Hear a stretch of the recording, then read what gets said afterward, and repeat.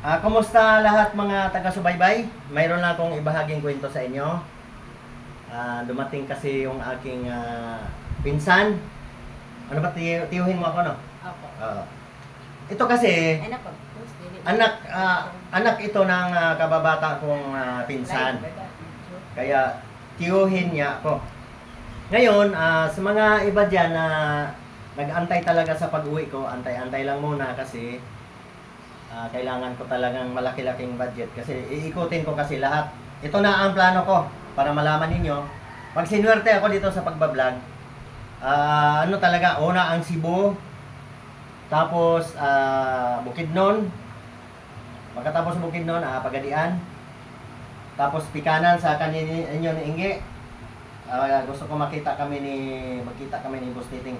Boss Titing, kung abdi ka, mayo ka mo gitar, para mag-viral ta, mag-nahiga yun, Arikag Manila. Ako mahala sa plate. Ipa-booking natin sa gusto ni mo barko o aeroplano. Kaya basta hindi ay valuyan ta, mag-viral ta, monetize ta sa YouTube, sa page. Karon sa Facebook, monetize na tayo. Ito, alam niyo mga kaibigan, kasi hindi pa ako sumasweldo. Ito, si Merly, lagi naman niya naaabutan kung may sobra kasi nandito lang yan sa Maynila. Saka si Daniel, nabibigyan ko rin yon. Ibig sabihin, pag sumweldo ako, mas lalo kayong mabibigyan. Kaya po, magdasal po tayo na magkaroon ako ng maraming views para makasweldo na ako. Ito, ibig sabihin, nahiya ako doon kay Silpisyo. Anong una nangingi ka ng 500, wagi ko'y kwarta to. Unya, kumura ako god, wa mo god picturing nga, naa ka. Karon, na ako'y 500 nga, ipadala nimo kay Kuan. Na ako'y ipadala kay Bibi. Pasensya na ka ng uban kay, igor lagi ni budgeta. Bahin-bahin lang yun kay, wa pa wala kita kasweldo, ako gani ning Kuan, giutang sa Bombay. Kanang nagaingon diha nga asinsado na si Remias. Akong anak noon asinsado kay na may trabaho. Pero kami buhi ra gyud. Hinay ko ni ako negosyo karon kani Kani mga safety hinay pud karon. Muna nga pasensya na sa uban nga di matagaan si Boss Titing ra gyud akong siguroon. Kay naulaw lagi ko kanangay lagi to pinaskuhan ita pila nakapasko ning agi. Boss Titing na kay 500. Gunit May Boss Titing 500. Tapos 500 sa'yo, 500 kay Merle. Suraida.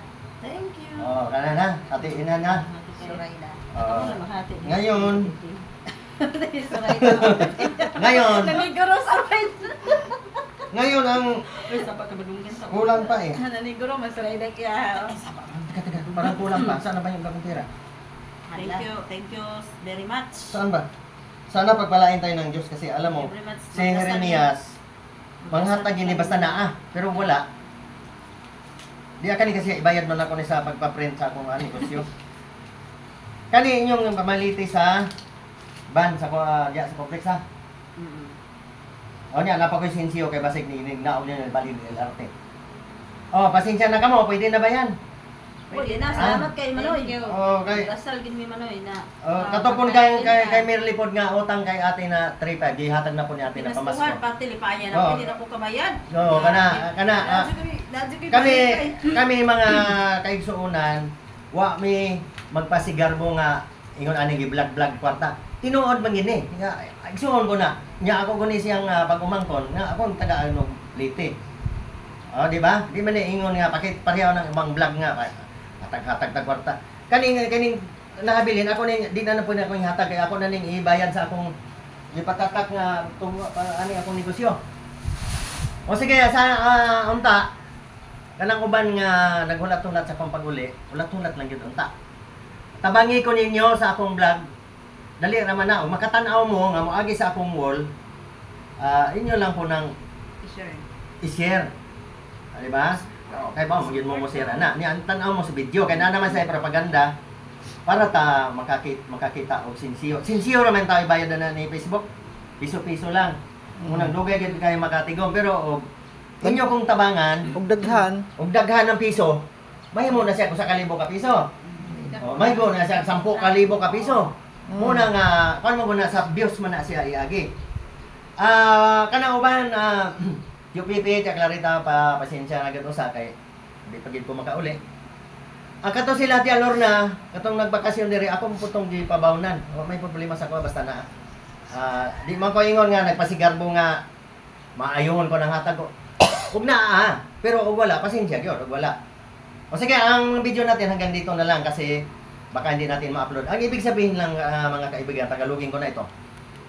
Ang aming pamilya, gusto kong matularan ninyo na sobrang hirapan. Pareho man kami.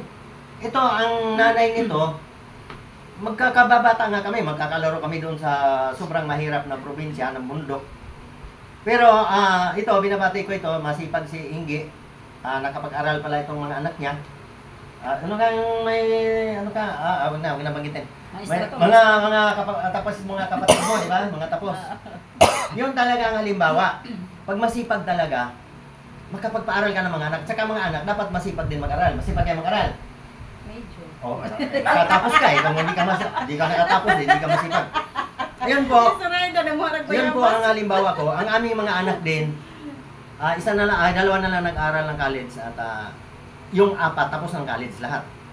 Ibig sabihin, yun ang gusto ko matuto kayo sa aking channel. Pagtuturo sa mga bata kung paano, pag-eskwelahan, walang barkada. Ganon ang mga anak ko. Aywan ko ang sa inyo.